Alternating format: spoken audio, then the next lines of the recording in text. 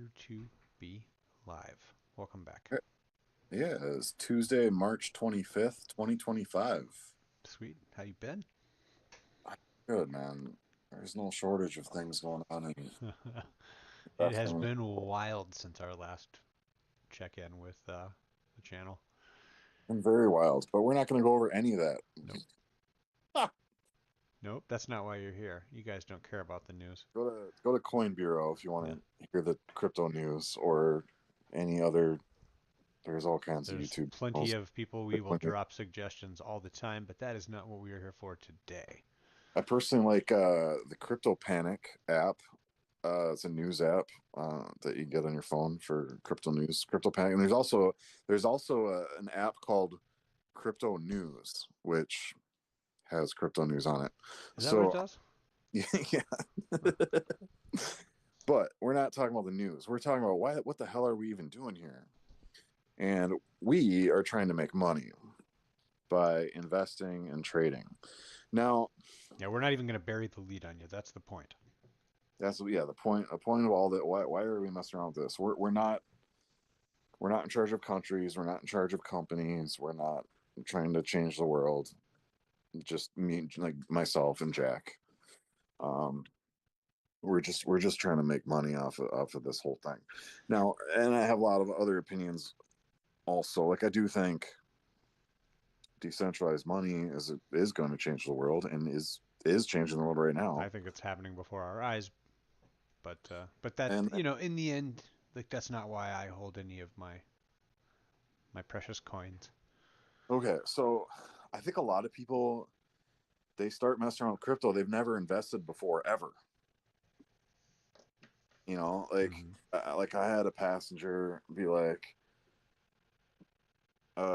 she called me up. She's like, "Oh, I bought $50 worth of Solana, and this is back when Solana was under $50." And well, when she had bought it, I must have been babbling to her, kind of the start of the bull run, and uh, she's like, and then Solana had gone all the way from I think she bought it at $50, bought one Solana token for $50, and then it went up to 180 or I think it was at the time. Actually, it had topped out at 220 and pulled back to 180. She's like, I got $500 that I don't care about. What should I do? And I was like, oh God, I'm not your financial advisor. And like, Yeah, and by the way, that's a perfect disclaimer opportunity for the channel. None of what we are doing here should be considered financial advice. Neither John nor myself are financial advisors. If that is what yeah, you're looking for, you should seek someone who has the correct qualifications. We right. are discussing Our what experience. our experience has been and Yeah, trying to just inform people so that they can use that knowledge to better themselves. right. So if you're new to investing and trading, like I was back in 2020, 2021, um, so to me, the key difference between investing is I am buying and holding it for sure longer than a year. I would even say like if you're only holding it for 1 year, that's still a trade. That's kind of a big swing trade. Um, but investing and to me, like when I'm investing, I'm like, I'm gonna retire off of this shit. Like I'm gonna buy this asset and I'm gonna hold it for 30 years if it takes me that long to retire. I'm 47 already, so I hope I can retire in 30 years. I'll be 77, so I'd like to retire by then. If I can retire sooner, great. But man, I got a long ways to go because I got a late start. I've only been investing for 5 years. I started when I was 42, right? But I'm doing what I can with what I have. I've had a Mm-hmm. pretty wild life before that. My life is getting more tame now, and I can kind of settle down and focus on investing now. Um, but if you're just starting out investing, period, like just know that there's definitely two different types. So trading is anything. I would say if you're planning on to hold something for a year or less, you are a trader. Period. If you're not planning on holding this asset, whatever it is that you're buying for more, if you're not holding it for over 1 year, you are trading. Now, there's different types of trading, scalp trading, day trading, swing trading. Doesn't really matter. and they all kind of describe a different time frame. Like you might be holding on to an asset for mere seconds, doing a real quick trade, or you might be holding on for minutes, or hours, or days, or weeks, or months, or even a year, or quarters, right? Quarters of a year. Um, I have a friend who trades quarter by quarter stocks. And, like he works his ass off reading quarterly reports and he beats the S&P 500 by like a few percentage points,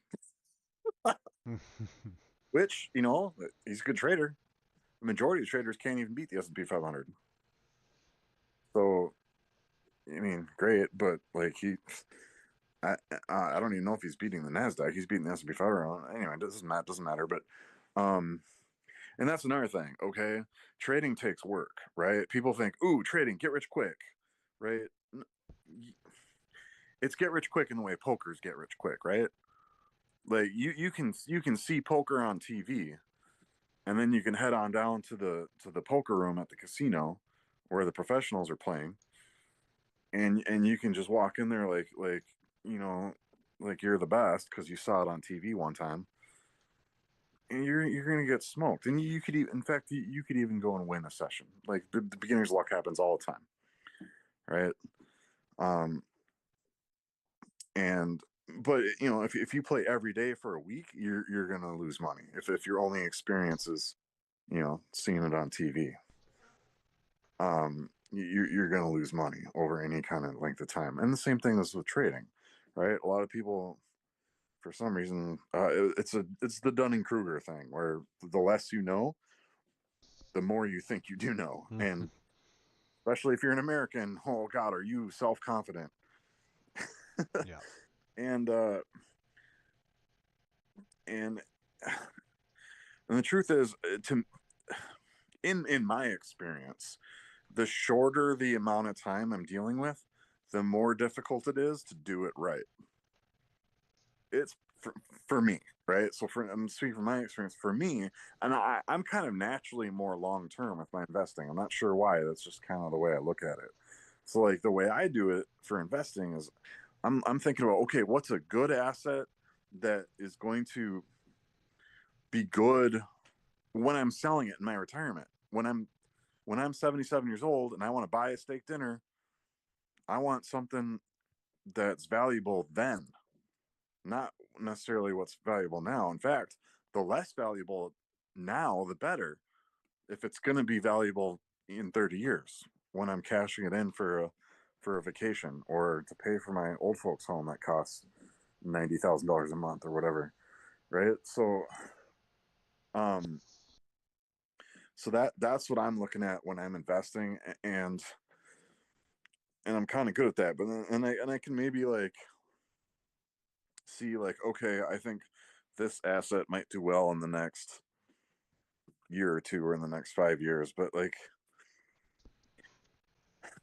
and when you're trading, I've very realized learned or very quickly learned that the most important thing, especially the shorter term you go, the more important technical analysis is, and the less important everything else is. Now, if you want to Dunning Kruger it, you can say, I know what technical analysis is.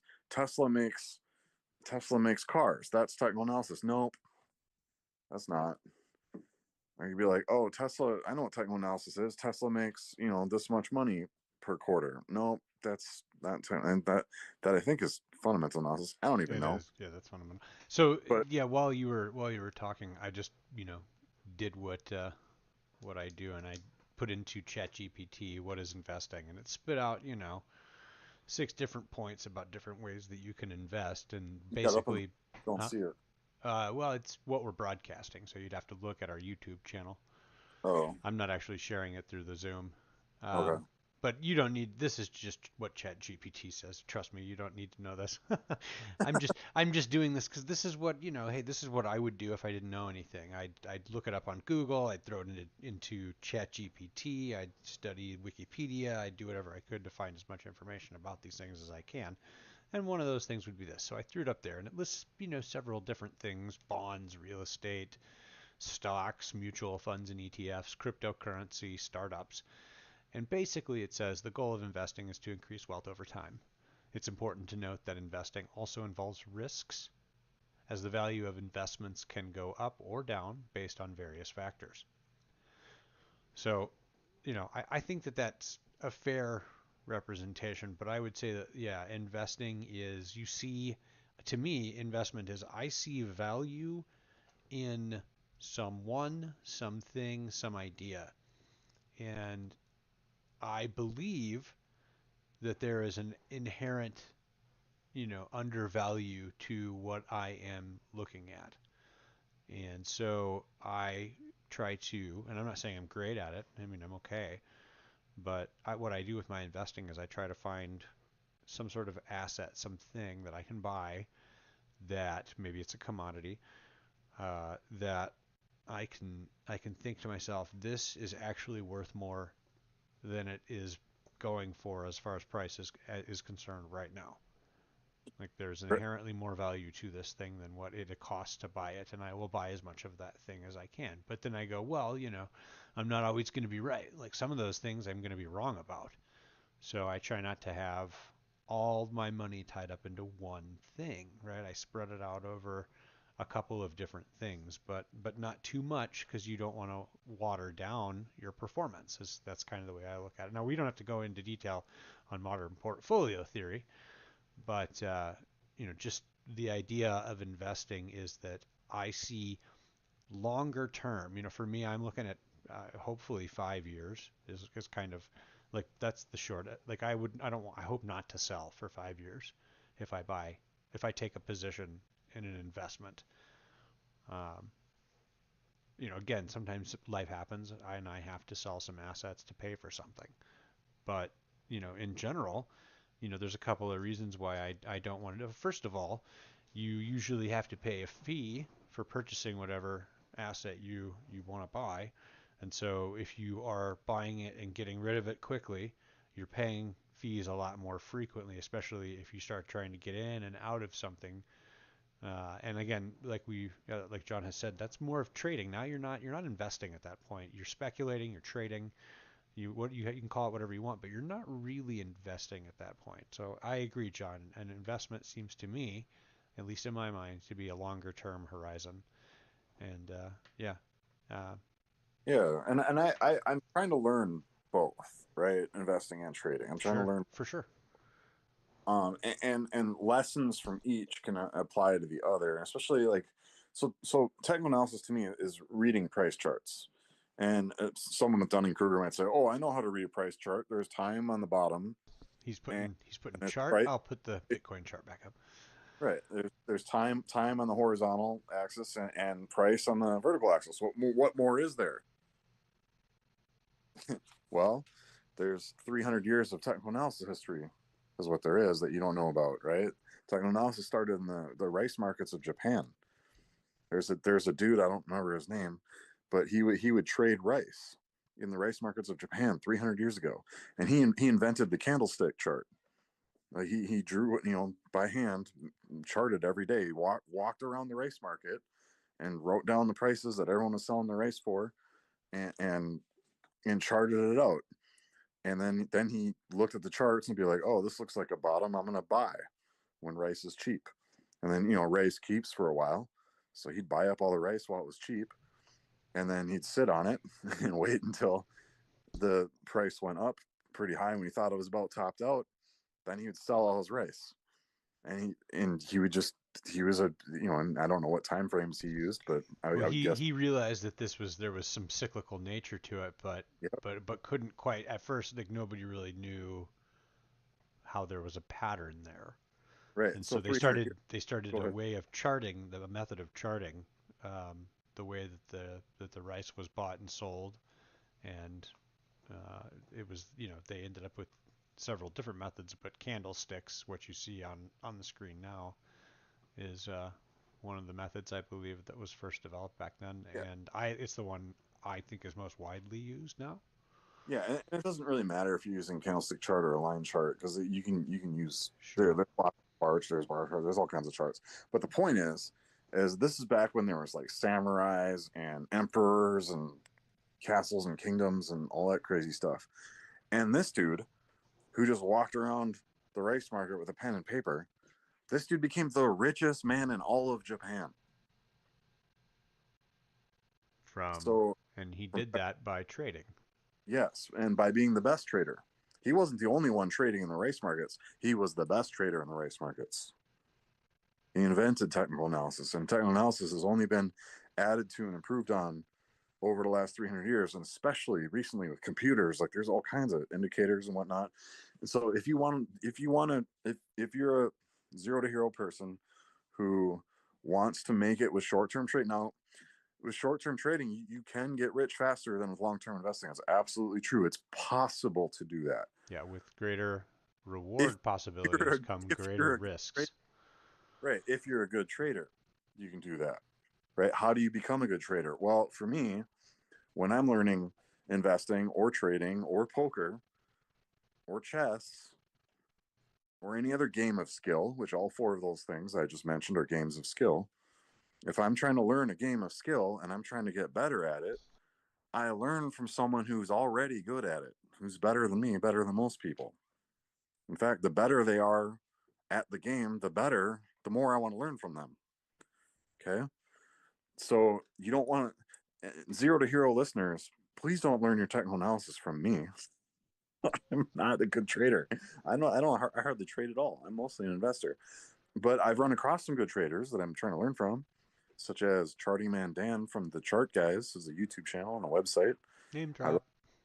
yeah, I think you can check him out. There's a One of these days we'll learn how to put links in the description below, like all the real YouTubers, but we're not there yeah, yet, and but so you know, you'll just have to rewind and listen to us say it over and over again. Charting Man Dan with. well, and people can find their own. I mean, there's thousands of people out there that are trying to teach technical analysis to other people, and I would recommend finding someone that you can prove has made money trading. And I can't really prove that Charlie Man Dan does anything, but I've been listening to him for 4 years straight, and he bought a nice house. He doesn't do anything else besides trade to make money, and I listen to And him talk. YouTube, He shows his trades on his website and stuff, and like, which is a subscription website. yeah, which I'm not subscribed to because I'm poor, so I don't. Thanks. And I'm not trying to. I'm not. If I was trying to like become a professional trader, that's the first place I would subscribe to, which is why I'm mentioning it, because I think he's the best I've run across. Now, then there's plenty of others, right? Yeah, there's a Like, lot of traders, and um, as a matter of fact, that's a good point that I feel like we should mention here. Is if you decide that you want to get into trading, I mean that's like cool, man, more power to you. us. But understand that when you do that, you are entering into a PvP environment. Oh, You are leaving the almost. comfort of player versus environment, and you are entering into the realm of player versus player. Yep. You're like just a 16-year-old scrawny boy with a stick, and you're stepping into the Colosseum in Rome, and like you got lions and tigers and bears and gladiators with armor and swords coming at you. If you haven't done any work, any homework, that's what you're stepping into, and You can you're lose gonna some die. money quick, trust me. Oh yeah, No, you're I gonna say die. that from experience. Right. So, um, The market humbles us all. yes, but that doesn't mean that you can't, start doing push-ups and eating protein and start taking sword fighting lessons and get a nice set of armor. Like, as the analogy goes, I mean, do some learning. But, to each his own. If you want to go from zero to negative, don't listen to me. If you want to go from zero to hero, you should probably learn some technical analysis if you want to trade. And that's really all I want to say on trading, because that's all trading is. It Yeah. doesn't matter what you're trading. You don't even have to trade crypto. You can trade foreign exchange currencies. You can trade stocks. You can trade. It doesn't even matter what Yeah, you're there's a lot. You can trade a lot of different trading. things, The but market you can trade. You can trade Pokemon cards. You can trade. Uh, was it Counter Strike skins, video game items, like whatever. Like it doesn't matter. Um, but technical analysis is that's the secret sauce. Is technical analysis, and there's, like we said, thousands of people who teach to find ones that are good, and that their primary money that they make is from, because if someone's a good trader, they're not going to do anything else, because why would you? Like if you can successfully trade, If you've got an it's like edge in power. trading, why would you do other things when you don't Right. have to work as hard for your money? You can make more money trading than you can anything else on this earth. You know, do rice markets, Japan rice markets guy proved that 300 years ago, and it's still true today. You can literally make more money trading than anything else. And you might say, well, you know, Elon Musk and Jeff Bezos and Bill Gates, those are the rich guys. Well, guess what? How'd they get rich? Because they held stock in their company. They held a lot of stock in their company. I would say they're They were more investors. right. They're investors rather than traders, right? They just held stock in their company for 10 or 20 years while they made their companies valuable. And their stock price went up so much that they became rich. That's how they became rich. Okay. But there's other, Warren Buffett, I would say, is a trader. He's more of a He invests and trades. investor. Yeah. And that's, you know, as your trades become more long term, like if your trades are 1 year long or 3 years long or 5 years long, you kind of are blurring a line between trader and investor. Right, I would say that you're investing at that point. I mean, Yes, and I mostly just invest, but I'm looking at the price charts, learning lessons. You hmm. know, Yeah, uh, that's not to say that I don't do, but I do both, right? Like I do yeah. trade and I invest. I mostly invest because But I want trading is price when I tra trading is something that you can lose money quickly at. If something goes the wrong way, and then it's a psychological. And this is what you said. That's all you really want to say about trading. I will say this about trading. go ahead. Trading is, to me, a lot of pattern recognition. Hmm. And if you've watched any of our videos, you'll see that I always, or almost always, have the Bitcoin to US dollar on the yearly up in the background, and it's because it's the first thing that helped me understand trading, right? Is this chart. When I look at this chart, it's clear as day that there's a pattern, and that in understanding that there's this pattern on this scale makes me understand that these patterns can exist on shorter term time frames too, but they're harder to see and they're harder to act on. Um, but anyways, yeah, that's pretty much all I have to say on trading. It's just that it gets the shorter the time frame that you try to work with, the more difficult it is to have an edge. It's not that you can't do it, but like to trade, you risk losing the money that you might just gain from if you merely invested. And so that extra risk of loss means that you have to have that much more of an edge in order to succeed. And you are you're actively kind of trying to bet against people who think that the market will go the other way. And so in order to again, it's just that in order to do that, it requires so much more work. And like John kind of let out with, I happen to be an American who has lots of confidence in myself. And I was like, you know what, man, I'm gonna go after this trading thing. I'm gonna learn how to trade. I'm gonna execute trades, and I'm gonna see if I can earn some money doing it. And you know what? I started out pretty good. I started out with a small amount of money, and I worked it up into a larger amount of money. And I thought, oh man, I've got an edge. I've got a system. Like I know what I'm doing now. And I started to increase the sizes of my trades because I wanted to get the exponentially larger returns from the outsized bets. And it didn't take long and a little bit of market going the wrong way too quickly, and I got liquidated a few times, lost out on some of my short-term action. So, anyways, it bit me pretty hard. It wrecked my entire trading account like a lot faster than I thought it would, and that was all that I had allowed myself to play with in my trading account. And so now I don't get to trade anymore, and that's the life lesson, right? Is that if you don't know what you're doing, you're going to lose your money and you can't play anymore. Yeah, So I would if you're going to highly trade, recommend know what you're starting like doing. small amount, no matter how rich you are. Like if you're making $10 an hour at McDonald's, or if you're a billionaire, if you're a billionaire, you should not be listening to me. But like, just start out with $10 or $100 in your trading account, like a very small money that I mean, if you're an American, that's a small amount of money. If you're in a foreign country, maybe start with $1. I don't know. Like Whatever is a little amount to you whatever is is a small sufficient. amount, And right? then cut that number in half. Just and know that Not if you financial advice. and know that you're very likely to lose the money in that account. It's just very because you're starting out, you're new. No one starts out good. Like you got to do a lot of learning, and you need experience on top of it. So you're probably going to blow up your for sure your first account, maybe your second and third accounts.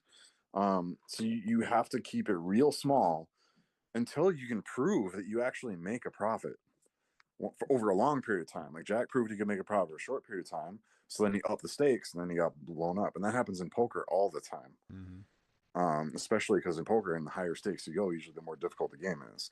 Luckily, in trading, it's still the same game. There's only one table, but that it's a harder table than it looks. Um, anyway, yeah, I want to move on to Yep. investing. Okay, that's enough on trading for now. We'll Yeah, talk about what we're actually having more experience with.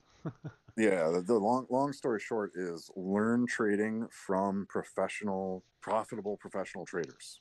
That's who you learn trading from, or learn technical analysis. Like you learn how to use stop losses and all that stuff. I'm not going to go into it because Limit there's orders, plenty of yeah. We yeah, can there's dive plenty into of that sometime in the future, but for now, yeah, just learn from people that are really good at it. yes, Diagnose how you're going to even figure out that they're really good at it, and then yeah. go with them. We can drop names later again, but for now, we'll go on to investing.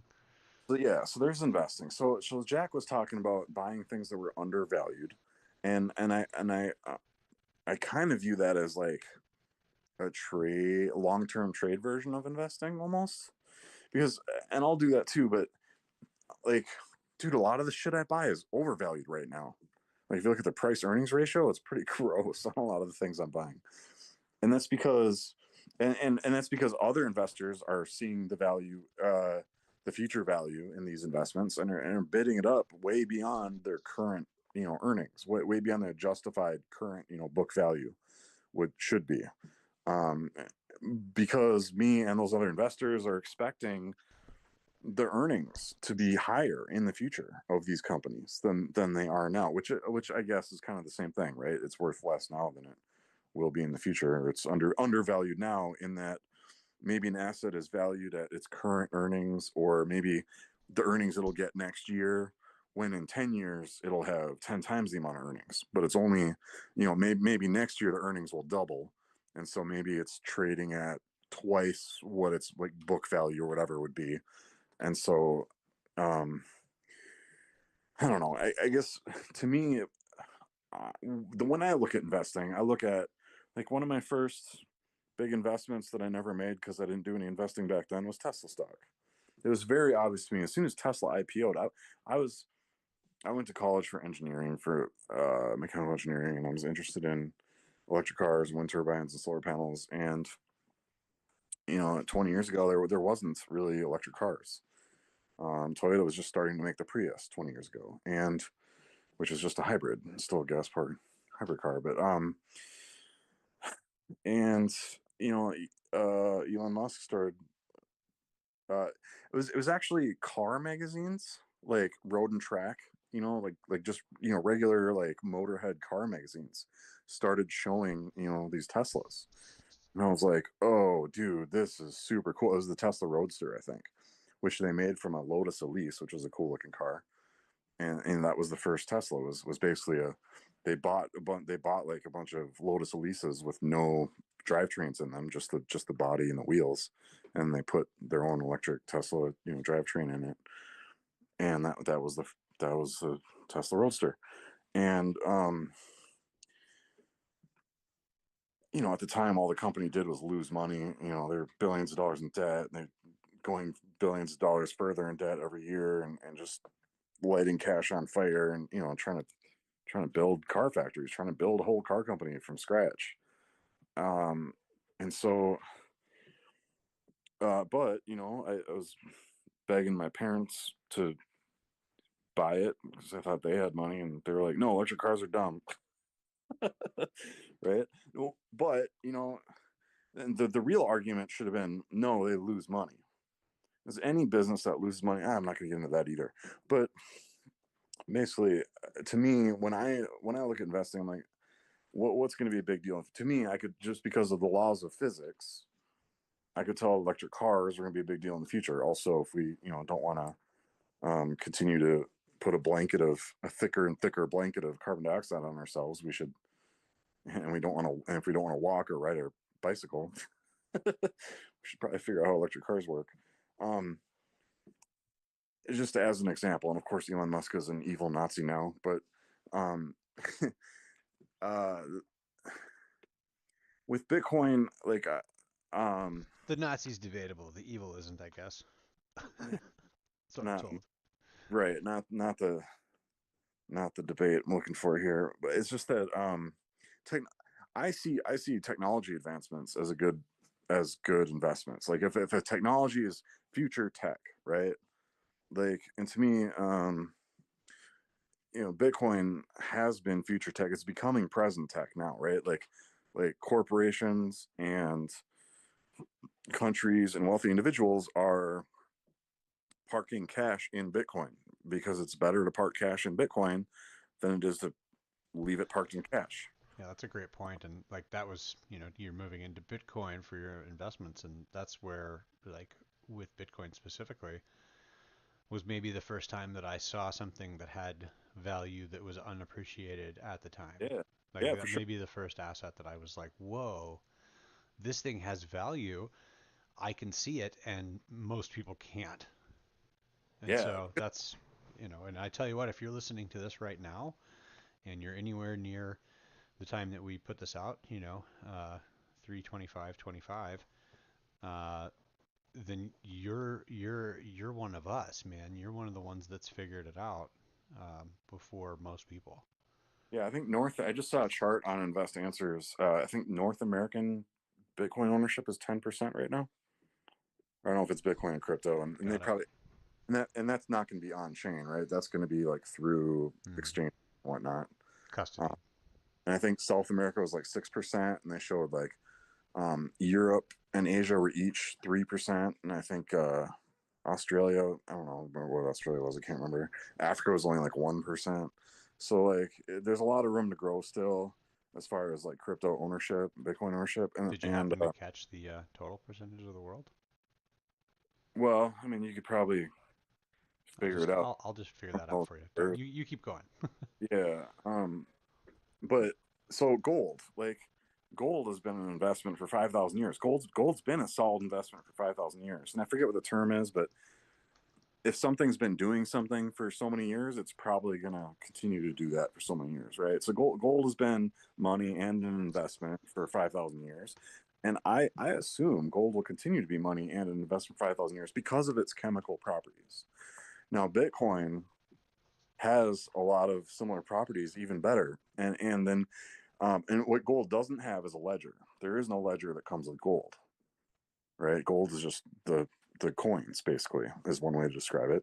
Whereas Bitcoin has the coins, but also has a built-in decentralized immutable ledger, which you'll have to hear an episode of Bitcoin to learn more about that, but or read a book, Bitcoin Standard by Safety Moose or Broken Money by Lynn Alden. But anyway, um, uh, so gold's market cap right now is like 20 trillion, and Bitcoin's market cap right now is under 2 trillion.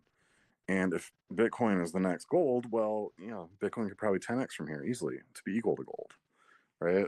And that would be probably more of a short-term trade.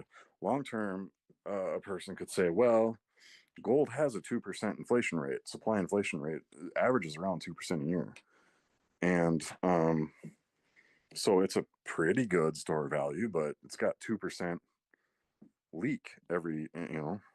Whereas Bitcoin is already down to, I think, 1% inflation, and in 2020, when's the next halving? 2028. 2028, it'll be down to 0.5%, and in 2032, it'll be a quarter of a percent, and it's going to keep the inflation rate keeps cutting in half. Whereas gold inflation rate does not keep cutting in half. It's actually been holding steady between 1.5% and 2% for hundreds of years, I think, for some reason. Um, but so so one could say, there's a lot of people are like, oh, I missed the boat. I missed the boat on Bitcoin, right? And you know what? Bitcoin's only 15 years old. Did you miss the boat on gold? Gold went up 40% in the last 12 months. 40%. Gold's been around for 5,000 years. Did you miss the boat on gold? Like you could have bought gold last year on its 4,999th year and still made 40% in 1 year. Which, by the way, 40% in 1 year is a good return, Hmm. no matter what you're buying. That's good. And if you're making 40% per year, that means you're going to double your money every I don't know, 2 years or so. If you just keep adding to it, like like compound annual growth rate, right? If your compound annual growth rate is 40%, you're going to double your money every 2 years. And if you're doubling your money every 2 years, if you start with a very small money, if you start with $100, in 2 years you're gonna have $200. In 4 years you're gonna have $400. In 6 years you're gonna have $800. Which, okay, so I'm not gonna keep going with that. But what happens is, in about, probably at that point, within 10 or 20 years, you're gonna be a millionaire pretty quick. Like 40% is good. And in fact, 40%, I think that's Bitcoin's current CAGR, the compound annual growth rate is the acronym CAGR. And I think it's like 40 something percent right now. And throughout its life, it's been over 100%. It's slowing down now because it's getting big, right? Bitcoin's like, a $2 trillion asset now. It's getting pretty big. It's almost as big as the biggest stocks, and it's already 1/10 the size of gold. Um, but you didn't miss the boat on Bitcoin, just like you haven't missed the boat on gold. You don't miss the boat on anything. The boat is 2025, and you got to figure out what boat to be on as an investor. I mean, that's what I do. Jack mentioned portfolio theory, which I haven't learned yet. I've definitely heard the words, but you got to make if you're an investor, I find what's helpful is to make a portfolio. Now, your portfolio can be one asset, like Michael Saylor. Michael Saylor's like, oh, Bitcoin's the best asset. Why? I don't need two chairs. You do that, but if you do that, you better make sure it's the right asset. Like, I have a buddy, he put his life savings into Apple stock, made a killing, sold it, bought a house, a really house in a really nice location that I'm jealous of. And he's like, "Damn, if I'd have just held the Apple stock longer, would have made more." I'm like, "Dude, you did good. You got a house, like you're fine." But then he turned around and put all his money into um, Cardano at the top of the 2021 bull Oh, market, at the exact top. He bought it with oh, size, with size. Like, oh, and, yeah, and he's still holding on to it. oh.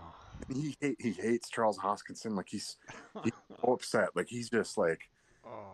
he can't wait. He just wants to get out. He Dude, just wants to, like, I could have gone the rest of my life without knowing that I know someone that knows someone that right, bought the top on Cardano.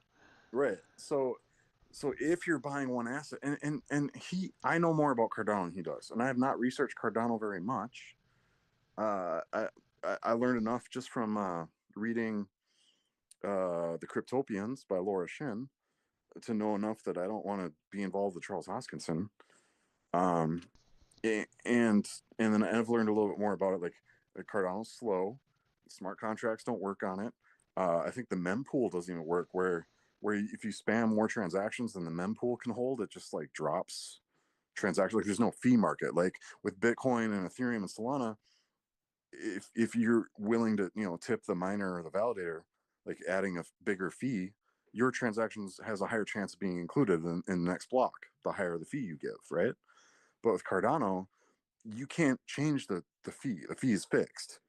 So it's kind of first come, first serve. And if someone spams a bunch of transactions, well, then a bunch of people like don't get their transaction to go through.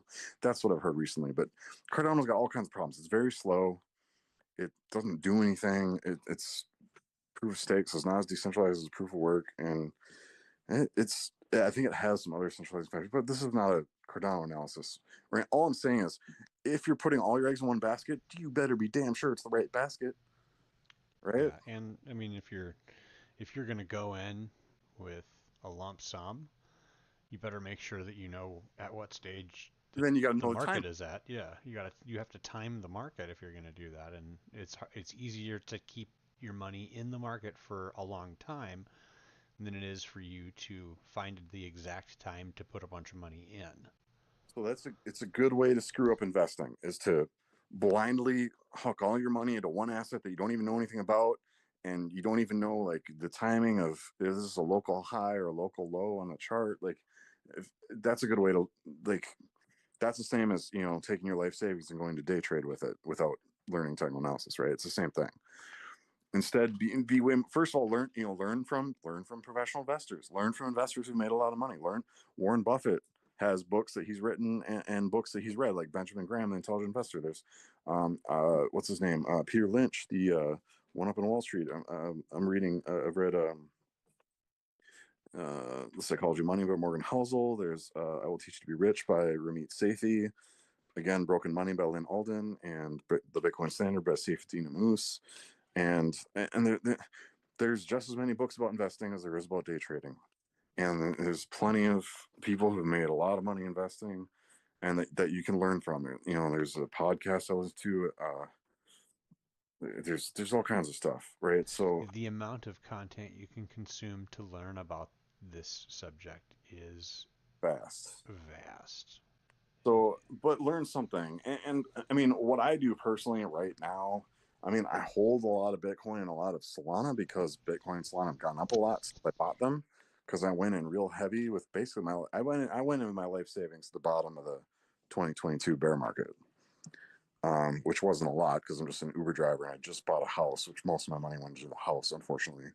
But what little money I had, I slammed it into Bitcoin and Solana at the bottom because those are the two cryptos. Because I'd spent the last 2 years or year maybe before that year or two researching crypto, the different cryptos, and I kind of decided based on the properties of the crypto of Bitcoin and Solana, I was like, okay, these are the two that I most strongly see a future for.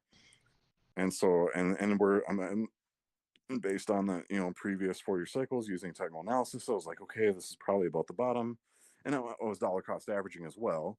But I was like, okay, let's go all in right here, and so now we got a bunch of Bitcoin and Solana, but I'm currently the only money I'm adding to anything is in my Roth IRA. I can't even buy Solana, although pretty soon I will be able to buy Solana in my Roth IRA if I want to. There's gonna be a Solana ETF, I think, but I'm like seriously unbalanced. As the point of this is that my portfolio is very unbalanced. Like it's very heavy Bitcoin and Solana.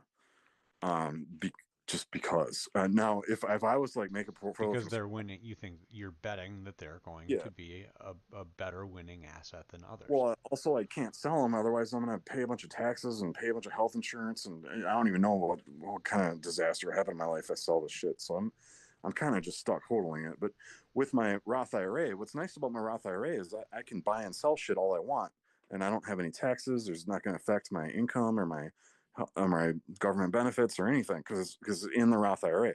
It's meant for retirement. I can't take it out. It can't cash it out either without penalties, but that's fine because I don't want it. It's my retirement money. But I can kind of trade all, and I'm not day trading with it because I'm not skilled at that. But I am swapping my investments sometimes. But mostly, I'm just the point is I'm dollar cost averaging every week. I put in what I can, which I've recently boosted up. I'm paying off my credit card, but anyway, for a while I was putting in $50 a week, and I would say, okay, I have this many dollars goes to Tesla stock, this many dollars goes to Bitcoin, this many dollars to the Bitcoin ETF, this many dollars goes to Nvidia, this many dollars goes to the Nasdaq index, this many dollars goes to the SP 500 index, this much goes to gold, right?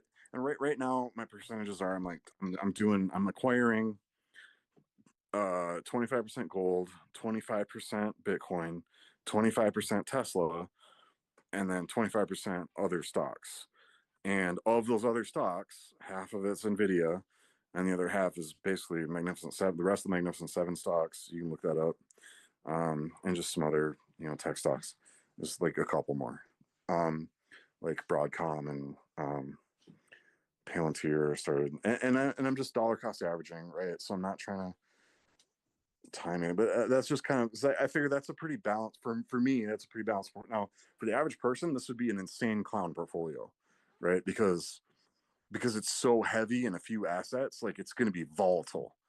But the Yeah. reason I did it that way is because there's returns, right? Like I want to maximize returns. Now, I can handle a lot of volatility. I used to be a professional poker player. I can stomach some swings, but I mean, the swings that come with investing in crypto, especially when it's your whole life savings in the line. Like I don't have my whole life savings on the poker table at one time.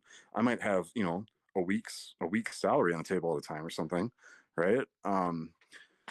I could even have a month's worth of poker winnings on the table at one time. It's possible to win or lose that much in one night in poker, um, and that's a lot to stomach. But when your whole life savings goes up or down a significant percentage, like that's hard for anyone to stomach. And so, and gold's actually gold is I'm using it kind of as a slowing down the volatility asset, which I think it's really good for. Plus, it's been going up a lot lately because the BRICS nations are buying it because the BRICS nations no longer want to hold U.S. treasuries. It used to be India, China, Russia, almost every country, Brazil would buy uh, U.S. Treasury bonds, They where still they are too, the same nations. not those countries. Yeah, No, they they're dumping them. Japan, China, Brazil, and Russia, and a few other countries are actually, uh, going negative on their holdings, or they're reducing their holdings of government treasuries. Most other countries are still buying them, including like France and yeah, that's also like how they do quantitative tightening, though. yes, but what they're buying is gold. Okay. Those countries that are really ditching that are ditching their USA bond the countries that are lowering their position of USA bonds are increasing their holdings of gold. And that's why I see a real tailwind for gold right now, because we were on the gold standard for 5,000 years until 1971 or whatever, when Nixon took us off the gold standard. We've been on the dollar standard for 50 years, which worked out fine because all the other countries were like, yeah, sure, dollar standard, cool. And they other countries made their savings, and U.S. companies, everyone made their savings in U.S. bonds, and so they would just sit on dollars, and so we could print a little bit here and there, and we got away with it. But now we're printing too many dollars, and people are taking notice, and that's why they're switching back to gold. They're like, you know what? I don't need to. They're making their little 4 or 5% on their bonds, but we're printing 8 to 25% new dollars every year, and they're like, okay, you're dumping on me. Like the tokenomics of this shitcoin sucks, right? So they're switching over to gold, and we're switching back to gold because everybody was on gold before World War II. It was the gold standard, and so which you can learn if you read those books: Bitcoin Standard by Safety and Moose and Broken Money by Lynn Alden. Um, so I think gold is a good. I mean, for my portfolio personally, like gold is a good and gold is not a stock. It's not a crypto. It's a whole separate asset class, and it's steady. Gold is for the most part steady Eddie, and that's kind of nice to like slow the roller coaster down a little bit, so I'm not barfing on myself, right? So not puking up positions is another way to say that. So like, and I'm doing half Bitcoin or quarter Bitcoin, quarter gold, and then that way half my account is not stocks, right? And the other half is just all stocks, because I don't want to have too many stocks either. Trump has tariffs and lights Canada on fire, and that now all the stocks drop 75%, right? I don't want my life savings to go down 75%, which it could. I think COVID. I don't know what the COVID crash was. It wasn't that bad, but I think, dude, I remember one time I was in the psych ward back in like '08 when we had the financial crisis, and I was playing dominoes with this guy who was working there, and he was really cool. He's a whatever nurse or a tech or whatever working at the psych ward, and he was like, "Man, I was gonna retire this year, but like my whole retirement account just went down like 50%. Like I'm just gonna cash it out and rebuild from here." I'm just like, no, dude. Like I even knew back then, I had no investing experience at all, but even back then I was like, no, you can't sell. Now it's the bottom. Like you can't sell because it went down. That unfortunately, the dude probably did, and he was a really cool guy too. So I really hope he didn't, because of course, it recovered, and I think stocks recovered quite a bit, pretty well. And if you look at the S&P 500, that that's a safe investment for stocks. Is the S&P 500. The S&P 500 has been around. So you can look at the chart; it goes back to 1872. For 150 years. This has been up and to the right, and if you chart the S&P 500 versus gold, they're pretty evenly matched. which is why I think, if a good conservative portfolio would be like 50% gold, 50% S&P 500. If I was going to be really conservative, that's probably what I would do, or something like that, because that would be, I'm investing in 500 different stocks plus gold, and it's the returns are similar. And now instead of investing in one thing, I'm investing in two things. So it's hopefully going to cut my volatility in half, but still have the same returns because each of them has good returns. So I'm trying to maximize returns while minimizing my volatility, I guess is how I'm trying to word it. And that's going to be different for different people. Like some people might not be able to handle as much volatility as I can. And there's probably a few cycles out there that can handle even more volatility than I can. Um, so you can kind of, adjust your, everyone's kind of, and of course, financial advisors are probably way better than me for picking out a portfolio. I'm just saying, what I do. Um, but yeah, and I'm just picking assets like, okay, like computers make money now and they make, so I got a lot of, whatever, Microsoft, Apple, Amazon, Google, Facebook, Broadcom, uh, Nvidia, and even Tesla. Those are all basically computer stocks, right? Like if I look ahead 10, 20, 30 years towards my retirement, I'm pretty sure computers are still going to be a thing. Probably even more if they just keep becoming more and more of a thing in our lives. My entire life, computers have become more and more a part of our lives. But Jack, I got to go to the gym here. Okay, man. You go ahead and say some more words. Sure. Yeah, well, no, I was just trying to look up the S&P 500 while we were talking here, and I was only able to find something that allows a line Just graph. put So just put SPX. SPS, SPX. SPX. I couldn't remember the ticker. Yeah, Thank you. SPX. Yeah. And now will it let me switch off of? There we go. You should be able to zoom out to 150 years. Yeah, now we've got candles on the 12 month. Yep.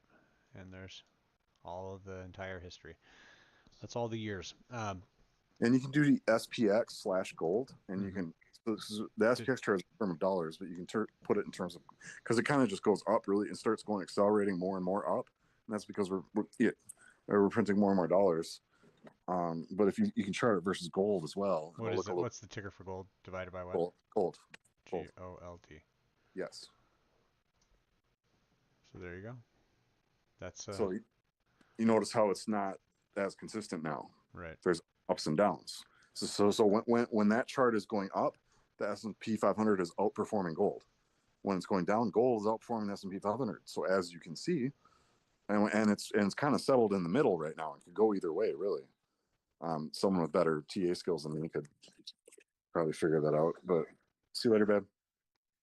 Yeah, but in any event, yeah, that's investing is we've rattled on for it for long enough, I suppose. We'll wrap it up for now. It's getting close on an hour we've been talking, so Yeah. it was a good Well, talk. We'll one quick thing I wanted to add was the rule of 72.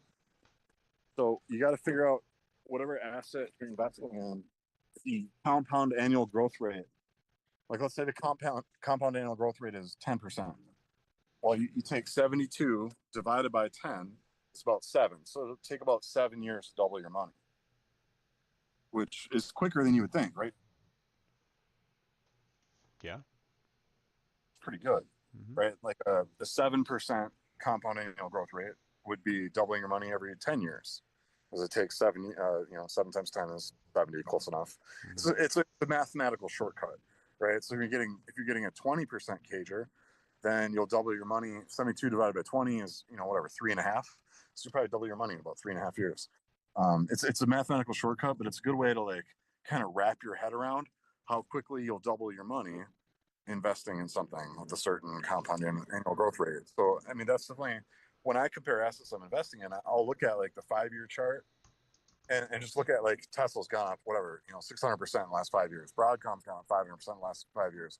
Bitcoin's gone up 600% in the last 5 years. Nvidia's gone up, 1,600% in the last 5 years, Hey John, right? So, yeah, what's the rule of 72 again? It's you got to find out what the CAGR is, the compound annual growth rate, and you take the number 72, put that on top of the fraction, put the compound annual growth rate on the bottom. So so you're 72 just divided dividing by 72 divided by the Kager. whatever the CAGR is. Yep, and then that number gives you the amount of years until your investment doubles. Okay. So like Equals. No, that's plus. Equals. I'm sure there's like a Wikipedia page on it or something. You Google Rule of 70, you'll find more information on it. But it's just a quick mathematical shortcut. So I mean, to me, cager is the most important thing. Whatever I'm investing in, what's the fucking cager? What's the cager over the last year, last 3 years, 5 years, 10 years, 20 years? What's the cager? Right? Because I want to invest in assets that have a high cager, that have had a high cager, but even more importantly, will have a high cager, right? Because that's all that matters. Or I want whatever I'm invested in for the next 30 years until I retire. I want it to be in the highest cager assets I can find. And Bitcoin, Nvidia, and Tesla are some of the highest cager assets around. So boom. Yeah. All right. That's good talk, man. I'll let you get to the gym, and we'll see you guys next time we broadcast live. Thanks so much for checking us out. Right on. Remember, if you like the video, to hit the like button, and if you want to get more of our stuff delivered right to you with notifications, go ahead and subscribe with notifications turned on, and you will not miss the next time we go live. Thanks so much, and we'll catch you guys on the next.